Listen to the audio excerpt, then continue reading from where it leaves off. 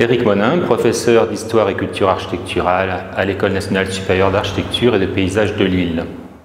Le programme de recherche Les produits de la croissance est né d'un certain nombre de travaux qui ont été réalisés dans le cadre du séminaire d'initiation à la recherche de master, le séminaire Archéologie Projet, que j'ai le plaisir de diriger avec ma collègue Catherine Blin. Ce séminaire existe maintenant depuis une douzaine d'années et nous avons décidé de mettre l'accent sur les produits du second œuvre, c'est-à-dire tous ces éléments qui contribuent et qui participent à la production d'environnements maîtrisés par l'architecte pendant la période des 30 Glorieuses. Alors le second œuvre, c'est quoi? C'est finalement tout ce qui arrive après la structure d'un édifice pour qualifier les lieux, pour donner finalement des ambiances, fabriquer des ambiances, contrôler les lumières, contrôler les textures, améliorer les conforts, le bien-être, avec des revêtements de sol, des revêtements muraux, des faux plafonds, des lumières, tout un tas d'éléments qui parfois ne sont pas étudiés car on considère justement qu'ils sont seconds et ils occupent une place mineure dans l'histoire de l'architecture. Le programme Les produits de la croissance a pour ambition finalement de s'intéresser à des dispositifs qui sont rarement étudiés et qui pourtant participent de manière essentielle à la production de l'architecture contemporaine. Le travail de recherche que nous menons maintenant donc depuis près d'une douzaine d'années repose sur une série d'enquêtes, des enquêtes collectes, puisqu'il s'agit d'aller sur le terrain, de fouiller en archives, de rassembler des pièces qui sont des pièces à conviction, qui permettent de documenter les différents produits, de comprendre comment ils vont être intégrés dans l'architecture grâce à l'action d'une série d'architectes des années 50-60. D'autre part, la collecte, elle concerne cette fois-ci un travail de recherche vraiment sur le terrain pour ramasser ces pièces, les rassembler, pour commencer à donner forme à ce qui sera un projet de matériothèque du XXe siècle, un centre de ressources et de documentation à l'attention des jeunes architectes et des étudiants qui souhaitent justement se pencher sur la question de ce type d'héritage.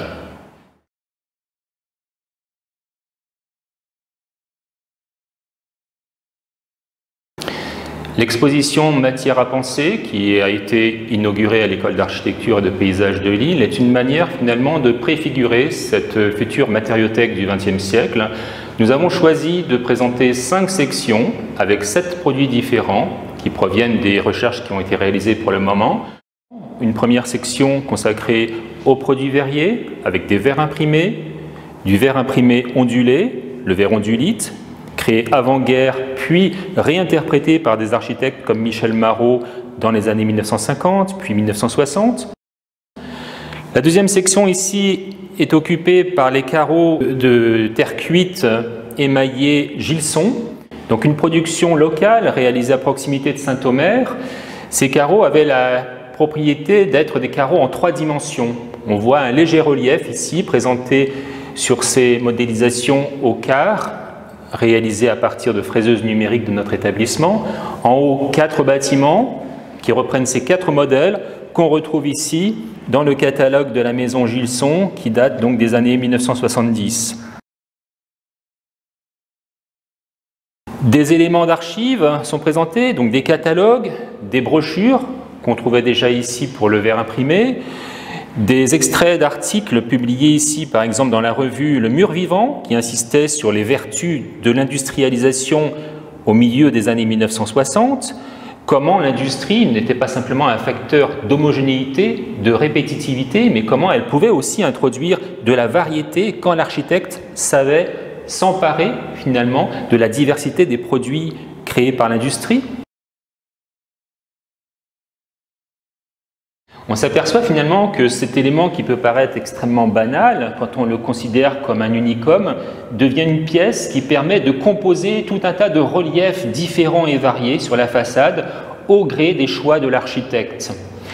Ce qu'on voit ici, ce sont des éléments qui ont été déposés sur une façade lilloise qui était condamnée par un projet de restructuration.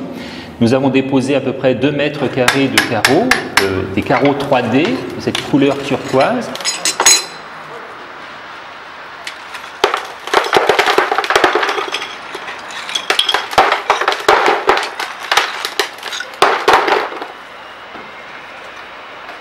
Qu'on retrouve un peu partout. On les emploie aussi bien à Lille qu'à Paris ou à la Grande Motte, donc des architectes de renom qui ont eu recours à ce composant pour créer de la diversité, du relief, des miroitements sur les façades. Et on se rend compte finalement que ce produit de l'industrie est d'une extrême richesse et va servir aussi à qualifier l'architecture et la rendre extrêmement parlante en quelque sorte.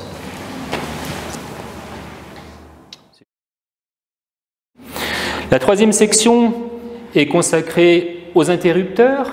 La grande diversité des interrupteurs du XXe siècle, depuis les premiers modèles réalisés en porcelaine, en galalite, en bakélite, en laiton, en plastique, bien sûr, pour les interrupteurs réalisés à partir des années 60-70, on retrouve des modèles emblématiques comme le modèle A1000 réalisé chez Arnoux et designé par Raymond Lévy, le silencieux également de chez Arnoux.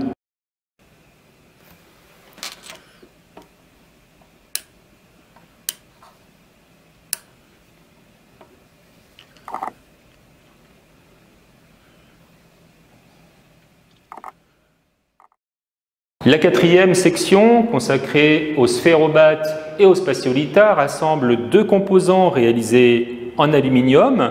Le sphérobat, dessiné et conçu par Stéphane Duchâteau, un élément de structure porteuse qu'on retrouve par exemple à la médiathèque Jean Jaurès à Nevers, conçu par l'architecte Denis Froidevaux au début des années 1980.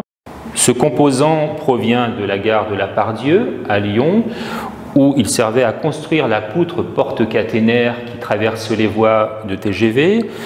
Ce composant a été documenté grâce aux ressources de l'Institut pour l'histoire de l'aluminium, qui nous a permis par exemple de retrouver des catalogues qui ont été publiés dans les années 80 par la société Péchinet. C'était Péchinet qui réalisait ce composant. Un composant qui a été utilisé dans de très nombreux bâtiments, jusqu'aux États-Unis pour l'atrium de la tour Trump par exemple.